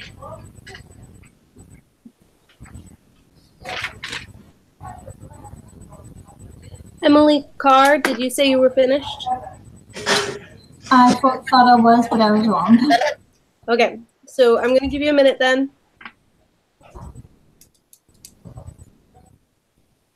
I am just going to say, the B has very big coefficients. That's okay. A has small, I'm guessing. Little one. Joel, come on, Baba. Give me a break. Go get your ball. Where's your ball? Go get it. No, go get it. I want to see it. Go get it for me, and I'll throw it for you. Look. Ugh. Oh, no. Go get it. Yeah, get it. Bring it back here. Yay! Good throw. Go get it.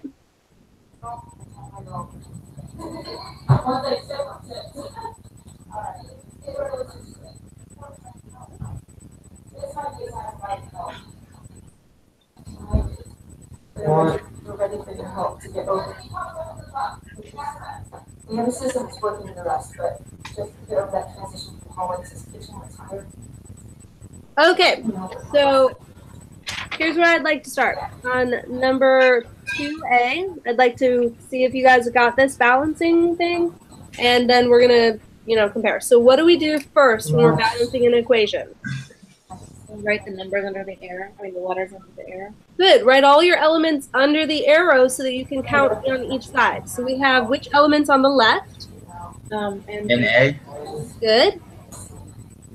Na, H, and O. Good. Those are our three elements. How many sodiums do we have on the left side? 1, Good. How many hydrogens on the left side? 2. How many oxygens on the left side? Yeah.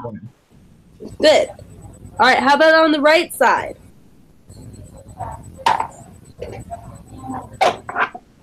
You have 2 hydrogens on the right side. I don't just have 2 hydrogens. 3 How many? hydrogens. Oh, you have 3. Sorry. 3. Good. All right, and how many sodiums do I have? 1. And how many oxygens do I have? 1. All right, so where is the problem? With 8. The problem is with my hydrogen, right? All right, so let's try to find out how can we fix my hydrogen. But look, because they're in 2 places, you're going to have to be careful with it, okay? So let's start by saying how many waters do we have right now? how many more? Right now, what's our coefficient in front of the water?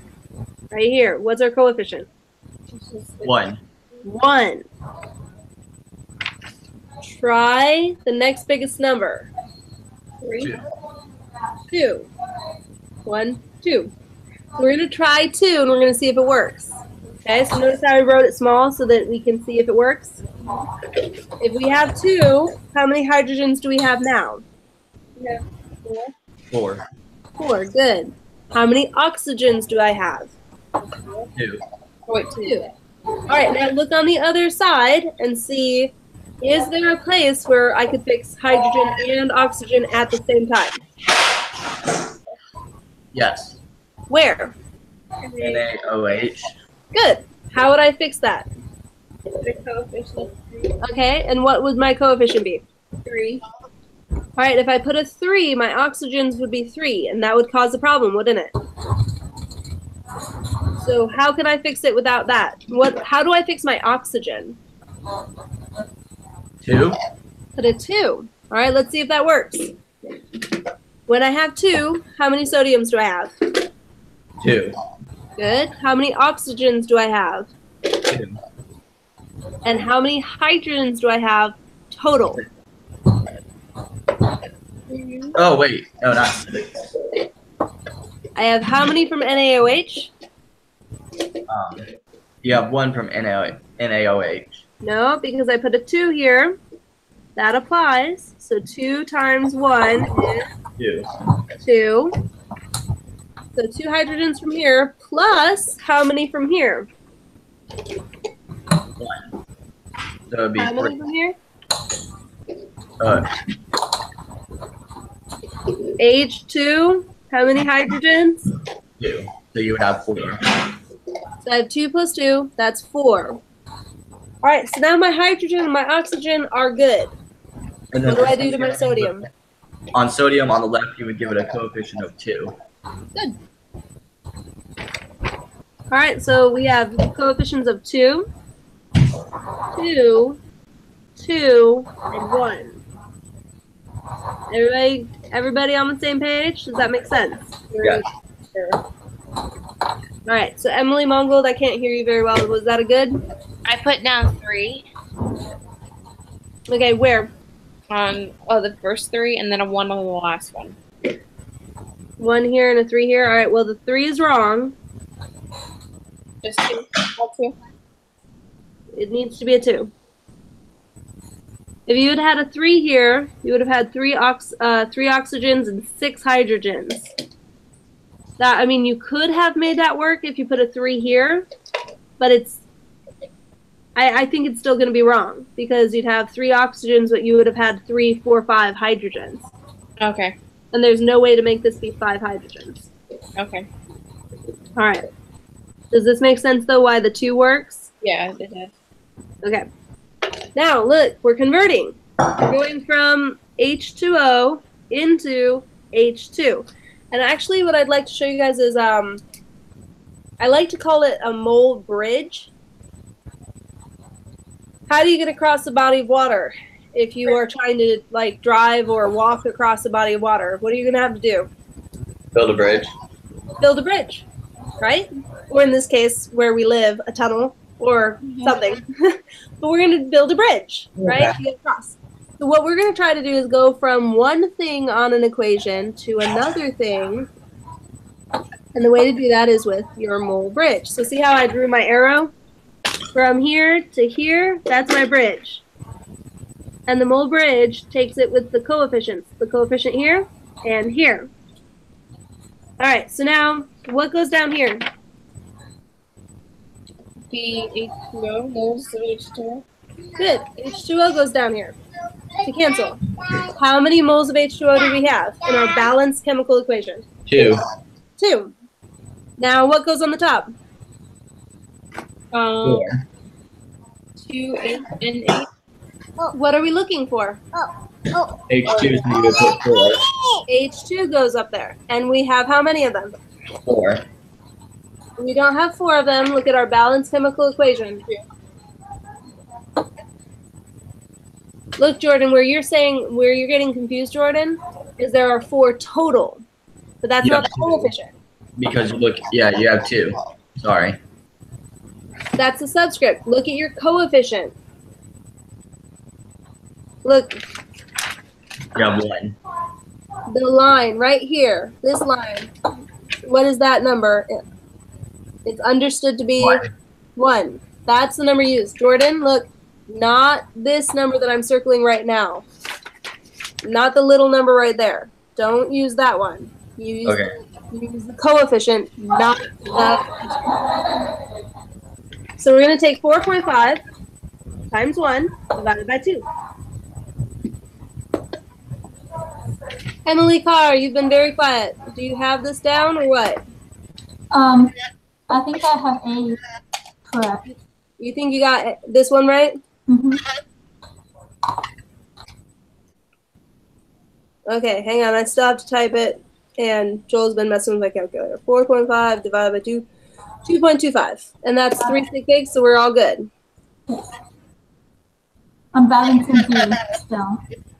Everybody on the same page? We're all good? Mm-hmm. All right. Now comes the fun time. Yay! We get to balance the other equation. And I'm going to take and let Joel play with this over here because we don't have much time. We got to be done with this soon so I can take him to get his shots. He's not going to be a happy camper. All right, so look, starting, we have zinc. Hang on, baby. He's not happy right now. No, he's not, because I am not paying attention to him.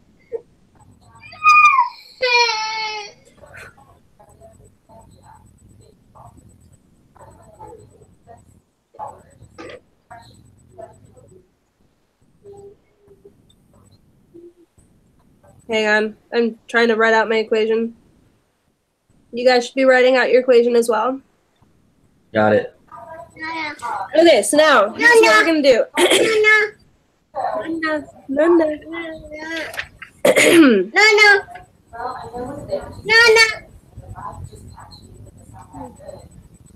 Ah, this equation's mean. Do you know why? Do you guys see? You got a polynomial?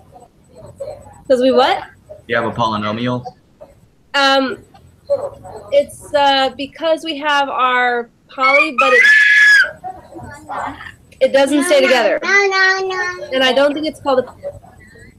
It's not polynomial. He always says that. My brain is going, that doesn't sound like the right word. It isn't. He always says that. It's a NO3. It's nitrate or nitrate. That's right. Nitrite. No, it's nitrate because it's a bigger one. Anyways, but it doesn't, like, they still have NO3 on the other side, which tempts you to go, oh, we just get counted as NO3 and then be done, right? Nope. But we can't do that. And why? What other elements do we have on our reactant side? Nitrogen. On our product side, I mean. Oh. Hydrogen? What are we making besides just the NO3? He wants to be on camera.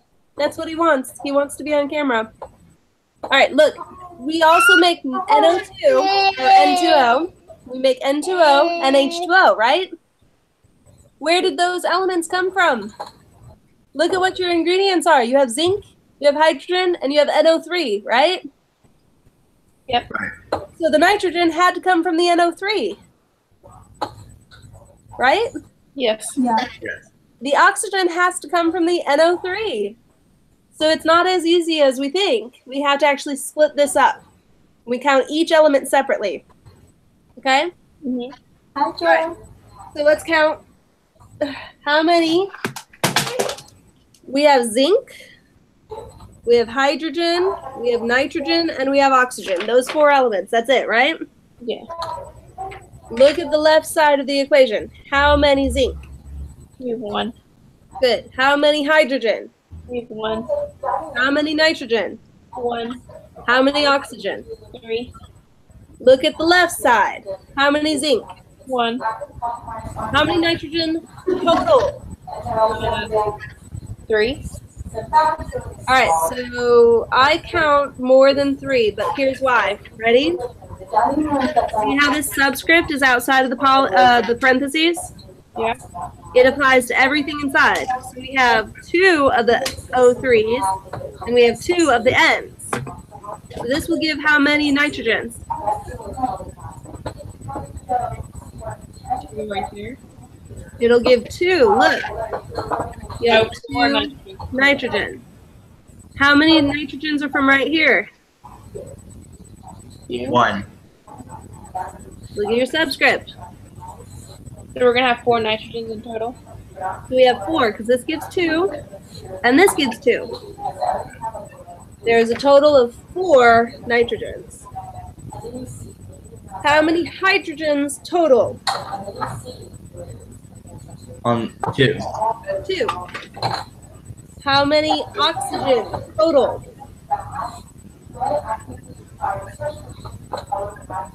3. What? Oh, there's 8. There are 8.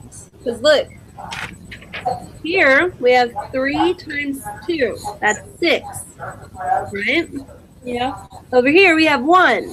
And then here we have another 1. That's a total of 6 plus 1 plus 1, 8. So we've counted. Right? Yep.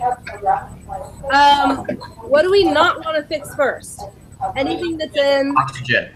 oxygen, we do not want to fix first. And then anything that's in more than one spot, if we can help it, we don't want to fix that first. So where do we want to start? Zinc.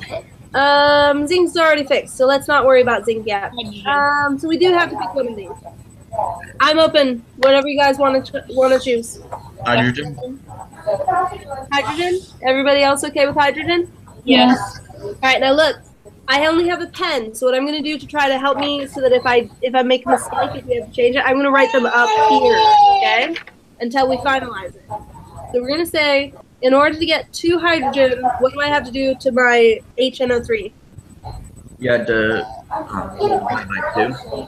I'd have to put a 2 there, right? So I'm going to put my 2 all the way up here just in case it's not the right number, okay? All right, so if I did that, I would now have 2 hydrogens, 2 nitrogens, and 6 oxygen. Now look, we don't even have to go very far, do we? Is that enough? No. No, so 2 was not the answer. Let's try the next one. What do we want to try? 3. 4. Try 3. Let's just see if it'll work.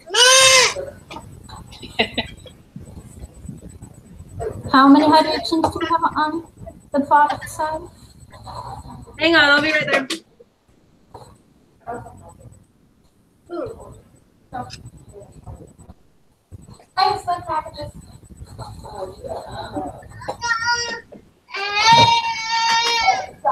Try 3. Okay, so what does that do to my hydrogen? You get a 3 and you get a 3 for nitrogen. And then how does that change my oxygen? You get 6. 3 times 3? 9. We get 9. Sorry. It's okay. Let's just see if we'd be able to do that. Now, the oxygen would have been more than enough, but would nitrogen? No. No. So look, we don't even need to waste our time on ones if they're not going to be enough that they could be possible. We don't have enough nitrogen. There's no way we're going to get more because it's only in this one place, right? Yeah. So obviously 3 will not work either. 4. Try 4. Let's see. All right, so how would 4 change everything? Okay, so 4 times 1 4 times 1 hydrogen is 4. 4 times 1 nitrogen is 4. And 4 times 1 oxygen, 4. Oh wait, no, 4 times 3 oxygen is 12. Okay, so is this at least possible? Somewhat, yeah. It is at least possible, so let's see if it'll work. Do you want to try to fix your hydrogen or your oxygen next? Hydrogen. Hydrogen? Okay. So how would you fix your hydrogen? Well, you actually we'll fix both. Okay. How? H2O. Okay, good. So what would we have to do there? Put a coefficient of 2. If we put a coefficient of 2, that would make it be 4 hydrogens, and then that would give us 2 oxygens from there. And remember, that's plus 6 plus 1 plus 2. So 6, 7, 8, 9. That's 9. Do we have enough oxygen there? Nope. Nope. All right. So look, would you be able to add oxygen anywhere else without messing this up? No, I don't think so. No. No. Okay, so 4 is not the answer. It's okay, though, because we're just going to keep trying until we get the right answer, okay? So try what? 5 or 6. Try 5. Keep going in order until you find the one that works. All right, so 5. That gives us 5 hydrogen. That gives us 5 nitrogen, and that gives us 15 oxygens. All right, so how would we fix this? I don't think it's going to work. What? I don't think it's going to work. Okay, why? Because it's an odd number. Because it's an odd number of oxygen, and so it might not work. 6. It's also an odd number of hydrogen. Actually, that's the killer. Hydrogen's only in one place. It can't be an odd number. So, all right, let's try 6. All right, so 6 would give us 6 hydrogen 18. and 6 nitrogen and 6, 12, 18. All right. So let's see. How would you try to fix that? Do you want to try to fix your nitrogen? Sure. Let's just see. How do we get nitrogen to be 6? Oh, you can't. You can. Wait, what? All right, look. Here, we have how many? 2. 2. Yeah, 2. Here you have 2 as well. So if I add a coefficient to either of those, one of those will change, right? So you would do 3? It looks like if you want to get 6. You want a total of 6. So you have to add them together to get 6. Hi, baby. You're okay. I know. Go get it. You don't have to change. You can change one and then add them together, right? Hi. Say hi. All right, guys. This is taking too much time, and he is melting down, and I still have to take him to get a bad day. So if we put 2 on the N2O, that would give me 4 nitrogen from there. And then that would give me 4 plus 2, which is 6. So yes, we could get 6 nitrogen. But what does that do to my oxygen? Let's see. I have 6 here, 6, 7, 8, 9. I'd only have 9 oxygen then. Nah. Right? Yeah. So does 6 work? Nah. No. So we cannot do 6. So let's keep going. What's next? 9. 7 would be next because we're going in order. 6, 7. But 7 would give me an odd number of hydrogen, and we already said that hydrogen cannot be an odd number. So what are we going to try next? 8. 8. Okay, so 8 would give me 8 hydrogen. That would be fine. It would give me 8 nitrogen. 24. I think this will work. 8, 16, 24. All right, so look. What do you want to do next? Now that we have 8, 8, and 24. Oh. Fix the hydrogen. Fix the nitrogen. How do you do that? Multiply. You would put 4. 4 where? Oh wait, no, you wouldn't. No. All right, go play.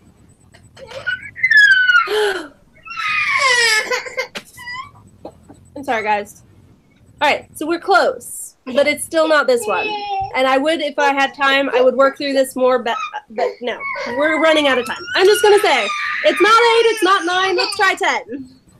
Let's just try it and see what happens. All right, like I said, there's very big numbers on this. How does 10 affect all of my numbers? 10, 30. No. What do we have? 10 hydrogen, 10 nitrogen, and 30 oxygen.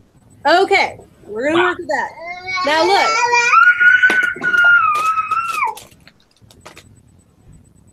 Fix one of the ones for me. I don't care which. Fix either hydrogen or nitrogen for me.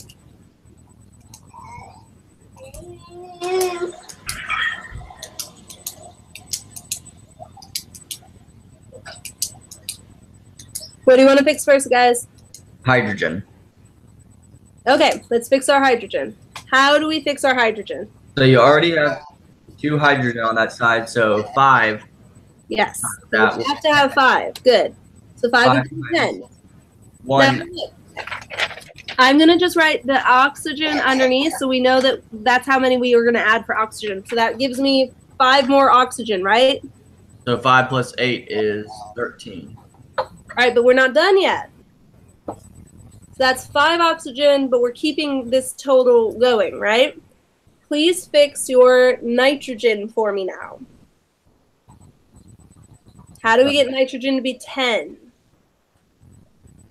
5. It's in 2 places, Jordan. You got to be able to account for it in both places. Look, it's going to be 2 from this side or 2 from this side. You can multiply one of them or you can multiply both of them, but they're going to have to add together at the end equal 10.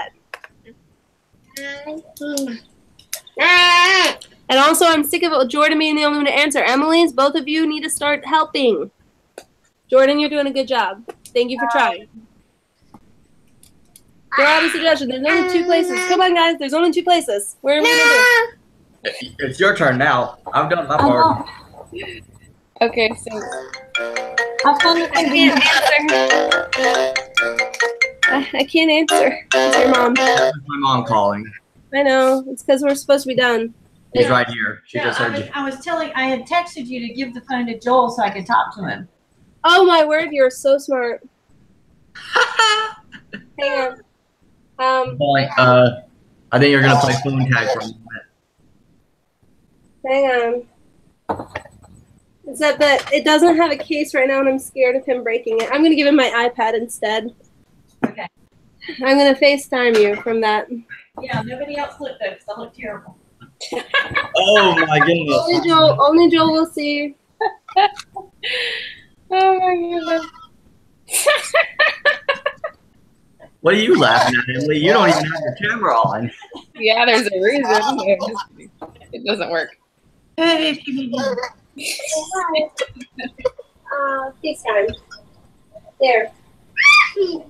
Oh! He's so excited. Thank you, thank you, thank you. So I was about to pull out my hair. Already talking to him, so. All right, here we go. Look, so really quick, you're going to have to fix it on one side or the other.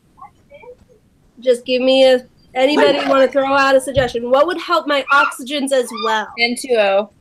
N2O, maybe. Okay, or we can do NO3. Can I just tell you Which what one? my We've got to get 30. We've got to get 30 oxygens. What would help get 30 oxygens? Where I would? have no idea. N2O, and if we put a coefficient. All right, if we put N2O, we could put a what here? Six. Don't you? All right. If we try 4 N2O, that'd give me 4 N's here, 4 times 2, 8 N's here, and 2 there. That'd be 10. But look at your oxygen. How many oxygen would that give me here? 1. 4 times 1, It's 4. 4 plus 5 from here. 9. That's 9. And then plus 6. 9 plus 6 is only 15. It's not enough oxygen, so we cannot do it here. Instead, what could we do? The ZN NO3. Yeah, and NO3 too. If we try the 4 here, look, that's going to give me my 4 times 1, 2. Sorry, 4 times 2, which is this, the N2. That'd give me 8 nitrogens from here and 2 from here. That's 10, right? We have That's 10. the right number of nitrogen. And now let's see how many oxygen I have. What's 4 times 6?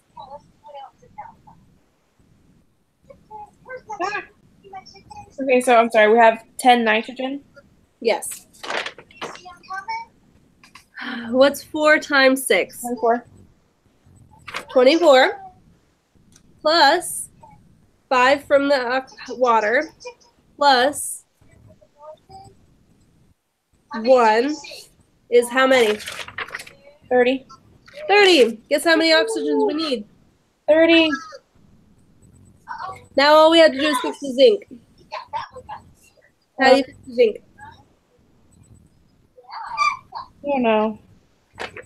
This is the easy part. We have 4. How do we get 4 on the other side? We just times the other one by 4. Just times the other one by 4. Okay. Admittedly, looking back on this, I would not have given you this problem if I had known it was going to be such a struggle. This is a lot of work, and I don't normally give you ones with like so many variables. So you will not experience one quite this difficult from me on any type of test or quiz. Yes. That's just not going to happen, okay? Let's go ahead and do the part that matters. How do we convert moles of HNO3? She says that she thinks Joel hung up on her. Well, he's calling someone. Hang on. Oh, he called Daddy. Sorry, James. Joel just called you on accident. No worries. Love you. Bye. Bye. All right. Well, let me see this. There. She's now entering her phone. There you go. There you go. Okay, now. The answer would be 2.53, I think.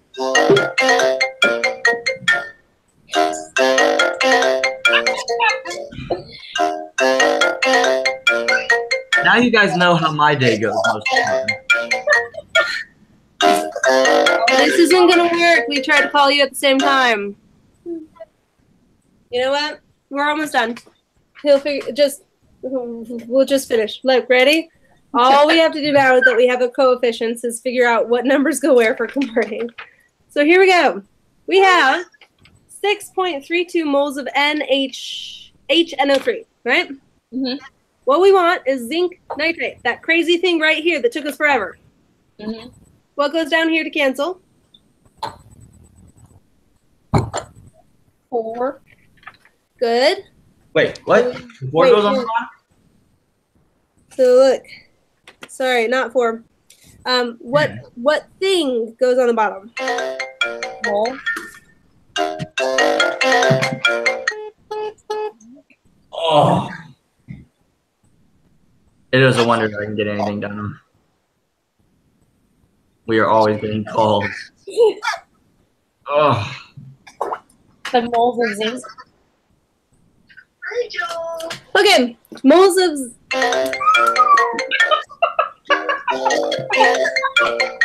Oh my goodness, Mom.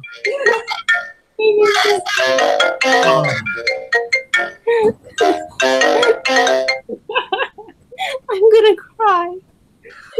Just stop FaceTiming. I'm already there. Just call normally. Because we're. She is outside. I'm gonna tell her right now. So, Emily, What? have you been? 4. Oh. There you go. Now we just gotta flip this camera. Hang on. See my chicken? Flip the camera. Joel. There. All right, whatever. He does see you. He can see you, and he's very entertaining. Okay, here's my chicken. Okay. Yeah. I think I. All right. Moles of what goes on the bottom. That's all. Moles of zinc. Moles of what? HNO3. HNO3. Good. What is the coefficient of the HNO3? 10. What? Say it again. 10 is right.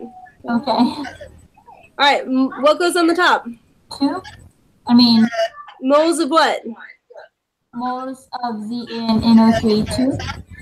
4. Good. And there's 4 of them. Whoop! Jordan is right. There's my answer. Please let it be correct after all that. So you take this, and you're going to multiply it by 4, divide it by 10. So here we go. 2.53. 0.32 times 4 divided by 10. 2.528. How many 6 digits are you going to leave? 3.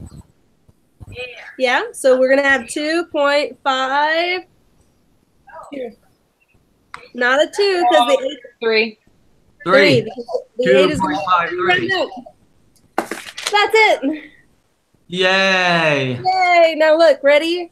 I am so sorry. That was a very difficult one balance. I'm so sorry that my mom called 50 times. Yeah. She was just doing her job. She was trying to help out with Joel, and it was all fine. It just, technology was being stupid. It didn't match up. It was all, we're all good. The only thing I really wanted to stress today was being able to do this new thing. How do you feel on this part once you have it balanced? Yeah. This part's good? After you get down. Good. Now look, I will not give you that hard of one to balance. I promise. And Please don't. I am so sorry. Those people are kind of mean. Yeah, that was just mean. Just mean, because it would have taken a lot of work to figure that out. Yeah. So, I think you guys can have a great day. What I need you to do for the next lesson. First off, you better watch this video, everybody. And except for Jordan, because Jordan watched it, I think. The other ladies, watch this video. Then I need you to watch the videos for 11.2. If I remember right, there's, I think, 2 of them. Watch them both. And do your reading. This is where we're going to start doing, it's actually going to get up to speed. We're going to start introducing stoichiometry the way we've used it already. And they're going to start giving you different conversions from like grams to moles of something else, okay? Okay. It's going to be fun. Mhm. I'm excited. All right. I will see you guys Thursday. Good luck on your tests and things like that. For those of you that got to take them still. I am not actually going to give you practice problems today because we just need to do the videos. Okay. All right. Thank you. Okay. All right. See you.